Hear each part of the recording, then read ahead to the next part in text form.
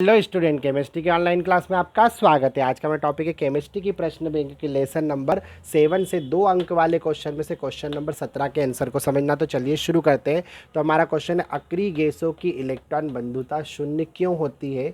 ठीक है, तो देखिए अक्रिय गैस जो होता है उसके बाह्यतम कोश का इलेक्ट्रॉनिक विन्यास होता है NH2 NP6।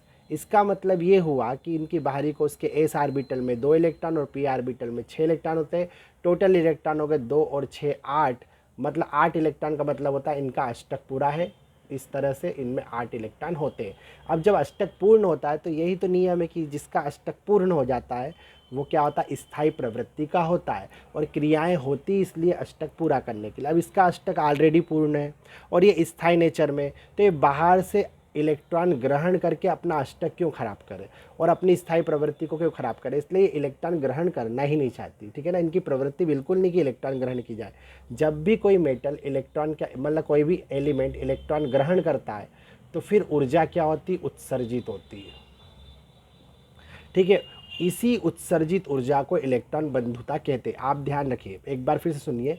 जब कोई परमाणु इलेक्ट्रॉन ग्रहण करता है तो इलेक्ट्रॉन ग्रहण करने के दौरान जितनी ऊर्जा उत्सर्जित होती है उसे इलेक्ट्रॉन बंधुता कहते हैं। जब ये इलेक्ट्रॉन ग्रहण ही नहीं करते तो ऊर्जा कहाँ से उत्सर्जित होगी, और जब ऊर्जा उत्सर्जित नहीं होगी तो इलेक्ट्रॉन बंधुता शून्य ही आएगी ना। ठीक है, ऐसे जनरली जैसे हीलियम होता है ना, उसकी प्लस में चले जाती है, उस उल्टा उसको इलेक्ट्रॉन ग्रहण करवाने के लिए अपने को ऊर्जा देना पड़ेगी। ठीक है ना, तो उसकी प्लस में जाती +48 किलो जूल पर मोल। ठीक है, उसकी बात एक अलग है।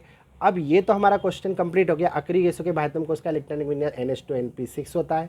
इनके बाह्यतम कोश का अष्टक पूर्ण होता है। ये स्थायी प्रकृति के होते हैं, इसलिए इनमें इलेक्ट्रॉन ग्रहण करने की प्रवृत्ति नहीं होती है। अतः अक्रिय गैसों की इलेक्ट्रॉन बंधुता शून्य होती है। अगर इस क्वेश्चन में इलेक्ट्रॉन बंधुता की जगह आपसे पूछ ले आयनन ऊर्जा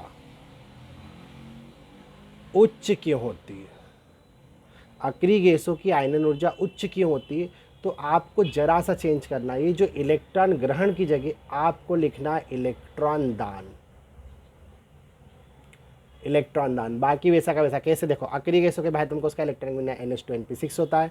अतः इनके बाह्यतम कोश का अष्टक पूर्ण होने के कारण ये स्थायी प्रकृति के होते हैं, इसलिए इनमें, अब इसकी जगह लिख देंगे, इसलिए इनमें इलेक्ट्रॉन दान करने की प्रवृत्ति नहीं होती। अतः अक्रिय गैसों की इसको हटा के आयनन ऊर्जा उच्च होती है।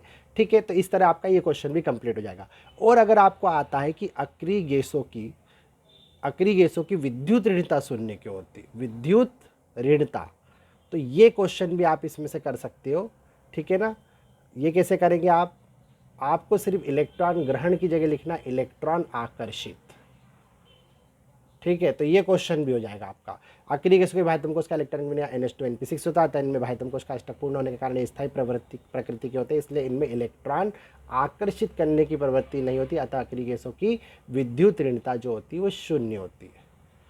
ठीक है, आगे इतना समझ में। और अगर आपको ऐसा क्वेश्चन आता है कि अक्रिय गैसें निष्क्रिय क्यों होती है, तो आपको फिर भी ये आंसर लिखना, अक्रिय गैसें निष्क्रिय क्यों होती है, अक्रिय गैसें निष्क्रिय क्यों होती है, मतलब क्रियाशील क्यों नहीं होती है। तो ये लिखना, अक्रिय गैसों के बाह्यतम कोश का इलेक्ट्रॉनिक विन्यास NH2 NP6 होता है।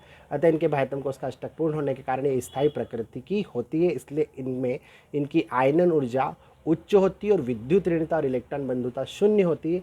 इसलिए ना तो ये इलेक्ट्रॉन ग्रहण करते, न दान करते, न आकर्षित करते, इसलिए ये अक्रिय प्रकृति के होते। ठीक है, तो उम्मीद है आपको इसके बेस पर दूसरे क्वेश्चन कैसे करना वो तो समझ में आ गया होगा, पर मेन क्वेश्चन आपका यही है, इसको याद कर लीजिए। अब मिलते हैं अगले वीडियो में अगले टॉपिक के साथ, तब तक आप पढ़ते रहिए। Best of luck for your exam.